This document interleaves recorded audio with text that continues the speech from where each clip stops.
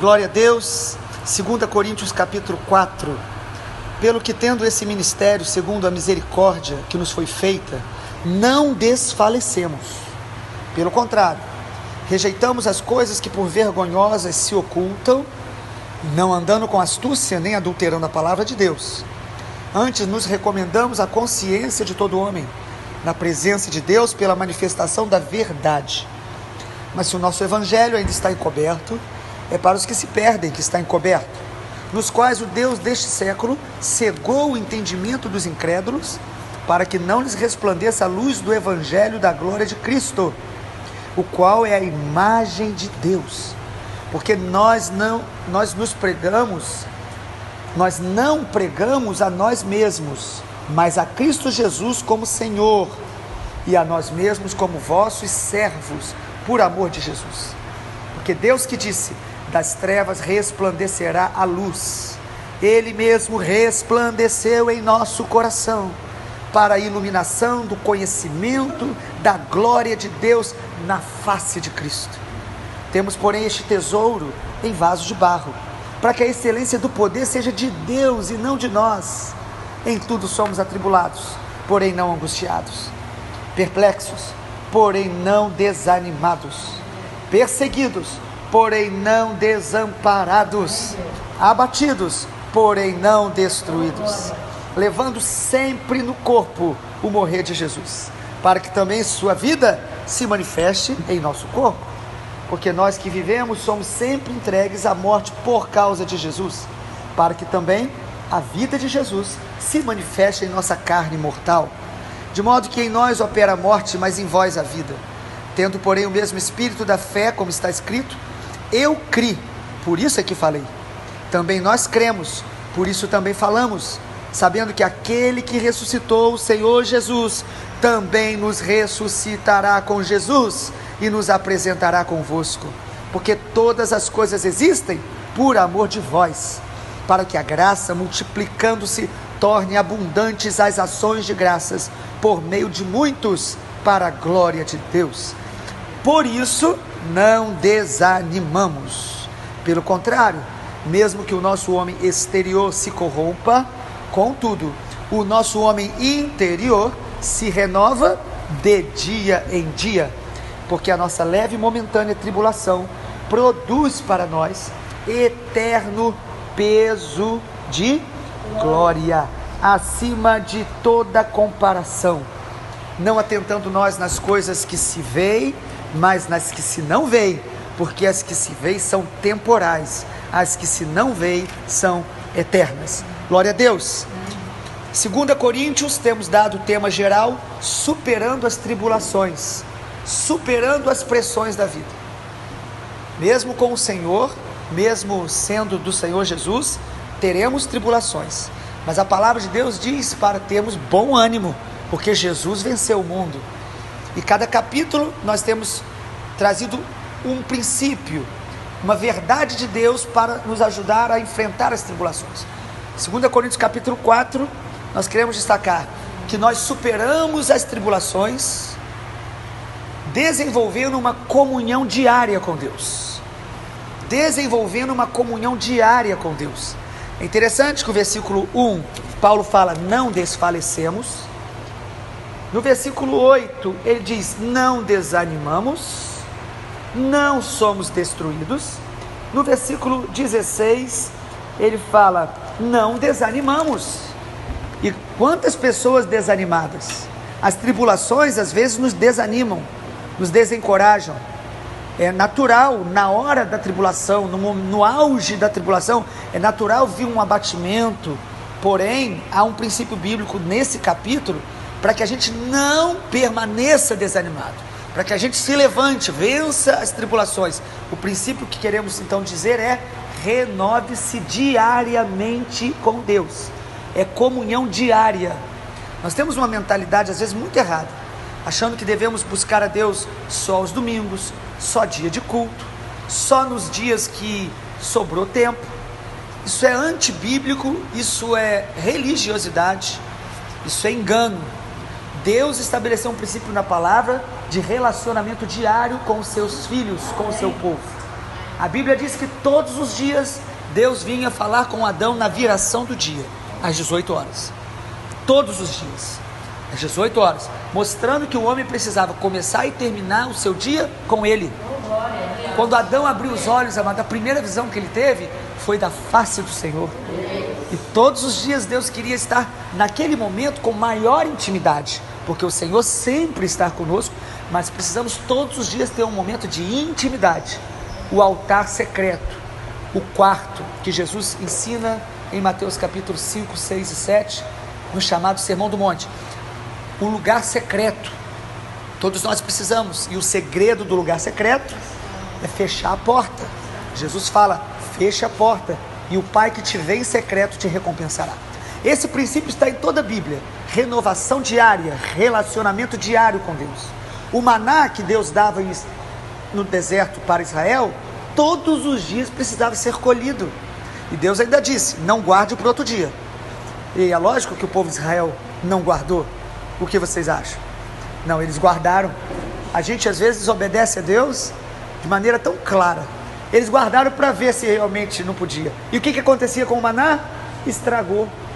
Porque Deus tem um maná para nos dar todos os dias. Todos os dias nós precisamos colher o fruto que Deus está trazendo para nos alimentar. É relacionamento diário que nos sustenta. Também em Levítico 6,12 diz que o fogo precisava ser aceso todos os dias diante do altar de Deus. Os sacerdotes todos os dias precisavam acender o fogo. Ué, não podia acender um fogo, colocar bastante madeira para que pudesse só de vez em quando voltar. Não, amado. Deus quer que eu e você, todos os dias, estejamos diante da face dele, da intimidade dele, para que o fogo seja renovado no nosso coração. Somente um relacionamento diário nos faz vencer o desânimo, vencer o abatimento, vencer as tribulações que nós teremos e estamos tendo na vida. É um relacionamento. Somente um encontro diário com Deus abate o nosso orgulho, arranca de nós o que não agrada a Deus. Somente um encontro diário com Deus nos renova, nos fortalece. E eu coloquei aqui de uma maneira bem básica alguns pontos para a gente só expor o texto bíblico. O relacionamento diário com Deus, em primeiro lugar, me faz vencer o engano no meu coração. Todo engano. O versículo 1 e 2, Paulo diz, não desfalecemos, pelo contrário, rejeitamos as coisas que por vergonhosas se ocultam, não andando com astúcia, nem adulterando a palavra de Deus. O que Paulo está dizendo? Que a vida dele em Deus não permitia que ele torcesse a Bíblia, que ele adulterasse a palavra, porque às vezes usamos a Bíblia para falar o que a gente quer que ela fale, para que a gente de alguma maneira force o texto, para que a gente acredite que a nossa vontade é a vontade de Deus. Então, Paulo está dizendo aqui que a vida dele com Deus não permitia, ele rejeitava as coisas vergonhosas, sabe? Aquelas coisas que a gente guarda no coração e oculta, enganos, astúcias. Ele fala, nós não andamos com astúcia e nem adulteramos a palavra de Deus. E no versículo 2 ele fala, antes recomendamos a consciência de todo homem na presença de Deus, pela manifestação da verdade. O que Paulo está dizendo? A comunhão dele com Deus era tão verdadeira e contínua, que não tinha espaço para engano no coração dele, nem para tentar enganar as pessoas, nem para tentar distorcer a Bíblia. E ele diz, pelo contrário, a minha consciência na presença de Deus me capacita a testemunhar para todos acerca de Jesus. Nós precisamos ter uma consciência pura na presença de Deus, e aí ele fala, pela manifestação da verdade. Amado, nós precisamos amar a verdade, viver a verdade e anunciar a verdade. Por isso Paulo era tão verdadeiro, até nas fraquezas dele. Em segundo lugar, a comunhão diária com Deus também, ela nos faz discernir as obras do maligno, as obras do inimigo. Olha o que ele diz no versículo 3 e 4.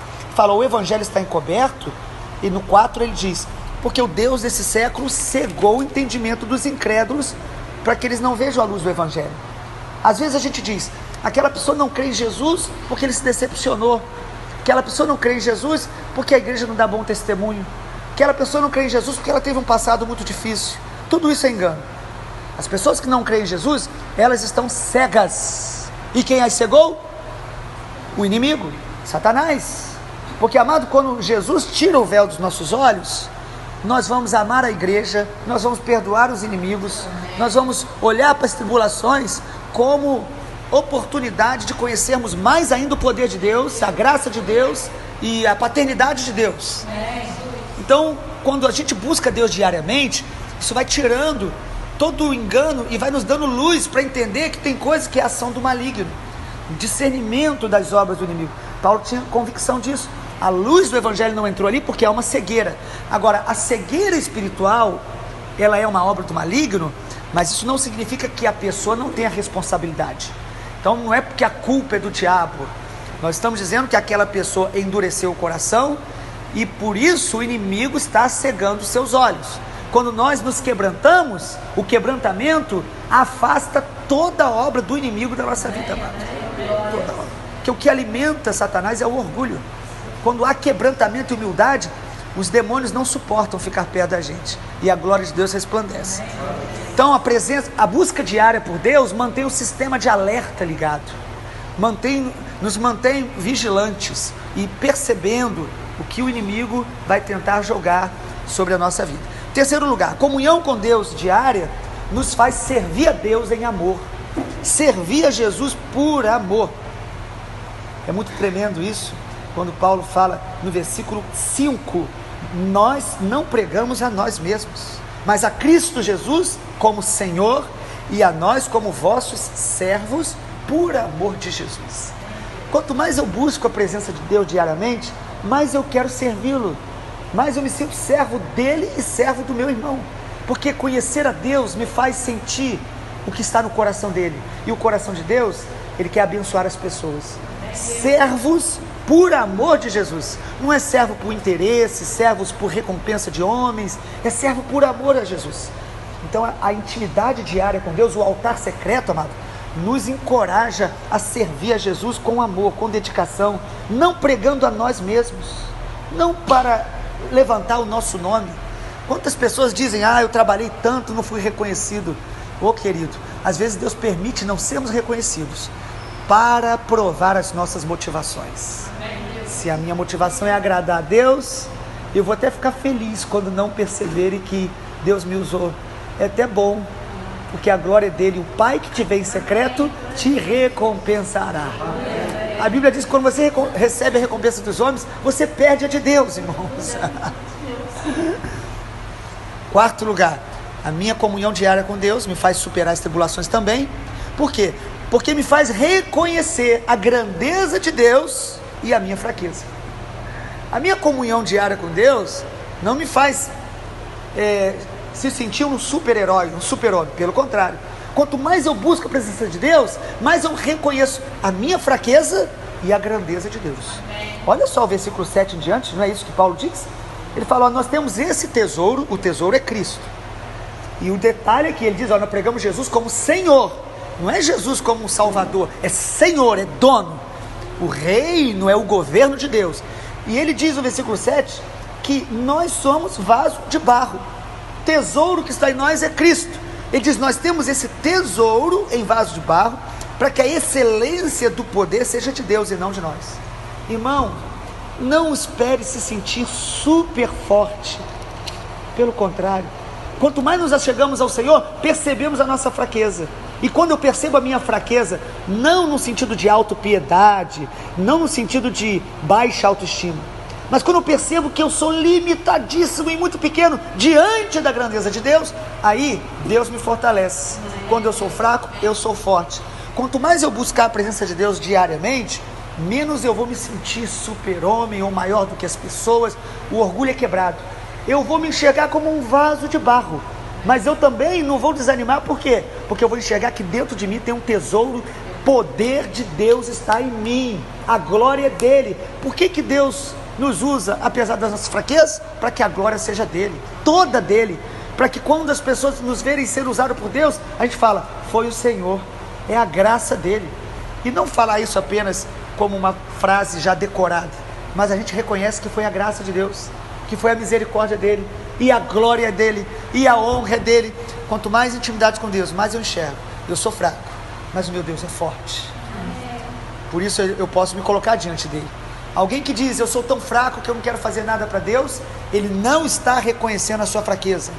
Pelo contrário, ele está negando obedecer a Deus, porque ele está confiando nele mesmo. Ele está dizendo, eu não faço nada porque eu sou fraco. Ou seja, ele está dizendo, quando eu me sentir, quando eu for forte, eu vou fazer algo. Não, amado, nós não fazemos porque somos fortes. Nós fazemos porque reconhecemos que o Senhor Jesus habita em nós e Ele nos capacita a fazer toda a vontade do Pai. Tudo que Deus me chama para fazer, Ele me capacita para fazer. E em último lugar, quanto mais eu tenho comunhão diária com Deus, mais eu vou preservar a minha fé. Versículo 13 e 14, Paulo diz, eu não tive tranquilidade no Espírito. Não, estou lendo errado. Eu li o capítulo 2. Capítulo 4, versículo 13. Ele diz, tendo porém o mesmo espírito de fé, como está escrito, eu criei, por isso falei. Nós cremos, por isso também falamos. Ou seja, Paulo está dizendo, a minha busca, a minha intimidade com Deus me dá essa convicção de fé, me faz preservar a fé. E por eu crer, eu falo. Nós precisamos falar o que nós cremos. Não é falar só dos problemas, das situações. Nós precisamos falar do que cremos, falar do que nós sabemos que Deus é, do que Deus faz. Mesmo quando a gente não sente. Fé não é o que eu sinto, fé é o que eu creio. Fé não é o que eu vejo, fé é o que eu creio. E ele diz isso mais à frente aí no versículo 17. Ele fala, a nossa leve e momentânea tribulação não se compara ao eterno peso de glória. Versículo 18, não atentando nós nas coisas que se veem, mas nas que se não veem, porque as que se veem são temporais, as que se não veem são eternas. Como eu vou ter uma fé fortalecida? Não é recebendo uma oração apenas de alguém. A oração de ministração ela é importante, é uma doutrina, imposição de mãos, mas a minha fé ela é nutrida no relacionamento diário com Deus, no lugar secreto, no altar particular. Se eu buscar a Deus todos os dias, terei tribulações? Sim, mas eu vou ser renovado na minha fé, a minha fé vai ser preservada. Os meus olhos, quando eu estou buscando a Deus, eles saem das coisas naturais apenas e começam a ser projetados para as coisas eternas. Eu começo a ver que vale a pena, mesmo no dia que a gente busca a Deus no lugar secreto, e não ouvimos uma palavra que nos mexa tanto no coração, não sentimos tanto a presença de Deus, porque nem todo dia nós vamos ter as mesmas experiências, mas nós saímos daquele lugar mais fortalecidos, mais encorajados, com a certeza de que Deus está no controle. Nós saímos daquele momento de intimidade mais profunda, com uma consciência maior da paternidade de Deus. E cada dia que você e eu vamos ao lugar secreto, mesmo que a gente não veja e não sinta nada, nós estamos semeando, nós estamos regando. E uma colheita leva tempo para vir. Mas cada dia no lugar secreto é um dia proveitoso, é um dia que valeu a pena, é um dia de gestação, é um dia de regar. Que o Senhor Jesus nos abençoe, que eu e você possamos ser encorajados pela palavra de Deus a superar as tribulações, cultivando um relacionamento diário com Deus no lugar secreto, para a glória de Jesus. Amém.